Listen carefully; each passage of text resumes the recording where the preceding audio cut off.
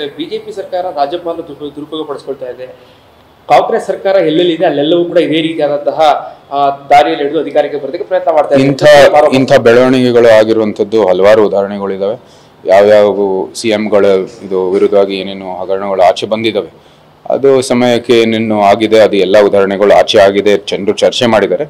ಇದಾಗಿರುವಾಗ ರಾಜ್ಯಪಾಲರು ಏನು ಕ್ರಮ ತಗೋಬೇಕಾಗಿದ್ದಾರೆ ಆ ಸಂದರ್ಭದಲ್ಲಿ ತಗೊಂಡಿದ್ದಾರೆ. ಅದೇ ರೀತಿ ಇವತ್ತು ಕೂಡ ನಮ್ಮ ರಾಜ್ಯಪಾಲರು ತಗೊಂಡಿದ್ದಾರೆ. ಅದಕ್ಕೆ ತಕ್ಕಂತೆ ಸಿಎಂ ತಮ್ಮ ರಾಜೀನಾಮೆ ಕೊಟ್ಟು ತನಿಖೆ ನಡೆಸಲಿ, ನಂತರ ಅವ್ರಿಗೆ ಏನು ವರದಿ ಬರುತ್ತೋ ಅದರ ಪ್ರಕಾರ ಮುಂದುವರಿಲಿ. ಸಿಎಂ ಈ ವಿಚಾರದಲ್ಲಿ ಜವಾಬ್ದಾರಿಯಿಂದ ನುಡಿಸ್ಕೊಳ್ಳೋ ವಿಚಾರಕ್ಕಾಗಿ ರಾಜಕಾರಣ ಮಧ್ಯೆ ತರ್ತಾ ಇದ್ದಾರೆ. ಅಂದ್ರೆ ಬಿಜೆಪಿ ರಾಜ್ಯಪಾಲರನ್ನ ದುರುಪಯೋಗ ಮಾಡ್ತಾರೆ. ಇಲ್ಲ, ಅವ್ರಿಗೆ ಇಷ್ಟೊಂದು ವಿಶ್ವಾಸ ಇದ್ರೆ ತನಿಖೆ ಮಾಡಿಸ್ಲಿ. ಫ್ರೀ ಆಗಿರೋ ಓಪನ್ ಸೋರ್ಸ್ ಅಲ್ಲಿ ತನಿಖೆ ಮಾಡಿಸ್ಬಿಟ್ಟು ಕ್ಲಿಯರ್ ಒಂದು ನೇಮ್ ತಗೊಳ್ಳಿಕ್ಕೆ ನಾವೇನು ಮಾಡಿಲ್ಲ, ತಪ್ಪು ಮಾಡಿಲ್ಲ ಅಂತ ವರದಿ ಮೂಲಕ ಬರಲಿ. ಅದಾಗಿದ ನಂತರ ತಮ್ಮ ಆಡಳಿತವನ್ನು ಮುಂದುವರಿಲಿ. ಯಾಕಂದ್ರೆ ಈಗ ಬಿಜೆಪಿ ಕೂಡ ಕಾಂಗ್ರೆಸ್ ಎಲ್ಲ ಕಡೆ ಪ್ರತಿಭಟನೆ ನಡೆಸ್ತಾ ಇದೆ ಸರ್. ಸಿಎಂ ತವರು ಜಿಲ್ಲೆ ಮೈಸೂರಲ್ಲಿ ಕೂಡ ಕಾನೂನು ಸುವ್ಯವಸ್ಥೆ ಹಾಳಾಗಬಾರ್ದು, ಮೈಸೂರಲ್ಲೇ ಜನತೆಗೆ ಕರೆ ಕೊಡ್ತಾರೆ ಸರ್. ಇಲ್ಲ, ಶಾಂತಿಯುತವಾಗಿ ನೋಡಿ ಪ್ರತಿಭಟನೆ ಮಾಡೋದು ಎಲ್ಲರ ಹಕ್ಕು, ಅದು ಸಂವಿಧಾನದಲ್ಲಿ ಇದೆ. ಶಾಂತಿಯುತವಾಗಿ ತಮ್ಮ ಏನು ಅಭಿಪ್ರಾಯಗಳಿದೆ ಅದನ್ನ ನೀವು ಮಂಡಿಸುವಂಥದ್ದು ಹಕ್ಕಿದೆ, ನೀವು ಮಾಡ್ಕೊಳ್ಳಿ. ಆದರೆ ಏನು ಪ್ರಕ್ರಿಯೆ ಇದೆ ಕಾನೂನಾತ್ಮಕವಾಗಿ ಮುಂದುವರಿಬೇಕಾಗಿರೋದು ಎಲ್ಲಕ್ಕಿಂತ ಮುಖ್ಯ. ಯಾಕಂದ್ರೆ ಕಾನೂನು ಮುಂದೆ ಎಲ್ಲರೂ ಒಂದೇ ಸರ್. ಪ್ರಾಸಿಕ್ಯೂಷನ್ಗೆ ಯಡಿಯೂರಪ್ಪ ವಿರುದ್ಧ ಕೊಟ್ಟಾಗ ರಾಕ್ಷಣದ ರಾಜೀನಾಮೆ ಕೊಟ್ಟಿದ್ರು ಸರ್ ಯಡಿಯೂರಪ್ಪ ಅವರು. ಹೌದು, ಇವ್ರು ಯಾಕೆ ರಾಜೀನಾಮೆ ಕೊಡೋದಿಲ್ಲ, ಯಾವುದೇ ಕಾರಣಕ್ಕೂ ರಾಜೀನಾಮೆ ಕೊಡೋದಿಲ್ಲ ಅಂತ ಹೇಳ್ತಿದ್ರು. ನಾನು ಅವ್ರ ಪರವಾಗಿ ನಾನು ಉತ್ತರ ಕೊಡೋಕ್ಕಾಗಲ್ಲ. ನಾನು ಬರೀ ಹೇಳೋದಿಷ್ಟೇನೆ, ಅವರು ಹೇಳೋದು ನಾವೇನು ತಪ್ಪು ಮಾಡಿಲ್ಲ ಅಂತ. ನಿಜ ಅಂದರೆ ತನಿಖೆ ಮಾಡಿಕೊಂಡು ತಮ್ಮ ಏನು ತಪ್ಪಿಲ್ಲದೆ ಇರೋವಂಥದ್ದು ವರದಿ ಬಂದ ನಂತರ ತಮ್ಮ ಆಡಳಿತವನ್ನು ಮುಂದುವರಿರಿ. ರಾಜೀನಾಮೆ ನೀವು ಕೂಡ ರಾಜೀನಾಮೆ ಇಂಥ ಒಂದು ಸಂದರ್ಭದಲ್ಲಿ ರಾಜೀನಾಮೆ ಕೊಡೋದು ಸೂಕ್ತ. ಬಿಜೆಪಿ ಸರ್ಕಾರ ರಾಜ್ಯಪಾಲ ದುರುಪಯೋಗಪಡಿಸಿಕೊಳ್ತಾ ಇದೆ. ಕಾಂಗ್ರೆಸ್ ಸರ್ಕಾರ ಎಲ್ಲೆಲ್ಲಿದೆ ಅಲ್ಲೆಲ್ಲವೂ ಕೂಡ ಇದೇ ರೀತಿಯಾದಂತಹ ದಾರಿಯಲ್ಲಿ ಹಿಡಿದು ಅಧಿಕಾರಕ್ಕೆ ಬರೋದಕ್ಕೆ ಪ್ರಯತ್ನ ಮಾಡ್ತಾ ಇದೆ. ಇಂಥ ಬೆಳವಣಿಗೆಗಳು ಆಗಿರುವಂತದ್ದು ಹಲವಾರು ಉದಾಹರಣೆಗಳಿದಾವೆ.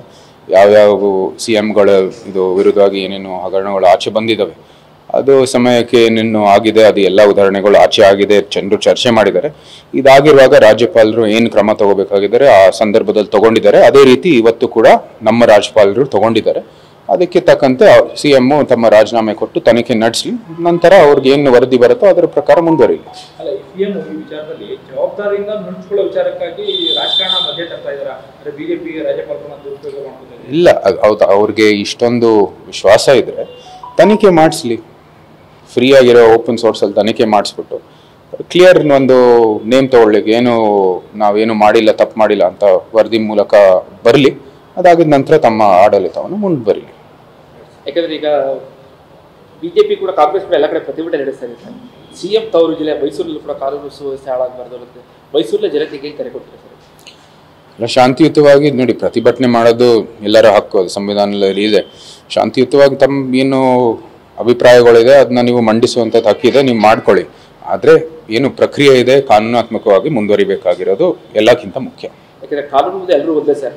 ಪ್ರಾಸಿಕ್ಯೂಷನ್ಗೆ ಯಡಿಯೂರಪ್ಪ ವಿರುದ್ಧ ಕೊಟ್ಟಾಗ ರಾಕ್ಷಣದ ರಾಜೀನಾಮೆ ಕೊಟ್ಟಿದ್ರು ಸರ್ ಯಡಿಯೂರಪ್ಪ ಅವರು. ಹೌದು, ಇವ್ರು ಯಾಕೆ ರಾಜೀನಾಮೆ ಕೊಡೋದಿಲ್ಲ, ಯಾವುದೇ ಕಾರಣಕ್ಕೂ ರಾಜೀನಾಮೆ ಕೊಡೋದಿಲ್ಲ ಅಂತ ಹೇಳ್ತಿದ್ರು. ನಾನು ಅವ್ರ ಪರವಾಗಿ ನಾನು ಉತ್ತರ ಕೊಡೋಕ್ಕಾಗಲ್ಲ. ನಾನು ಬರೀ ಹೇಳೋದಿಷ್ಟೇನೆ, ಅವರು ಹೇಳೋದು ನಾವೇನು ತಪ್ಪು ಮಾಡಿಲ್ಲ ಅಂತ.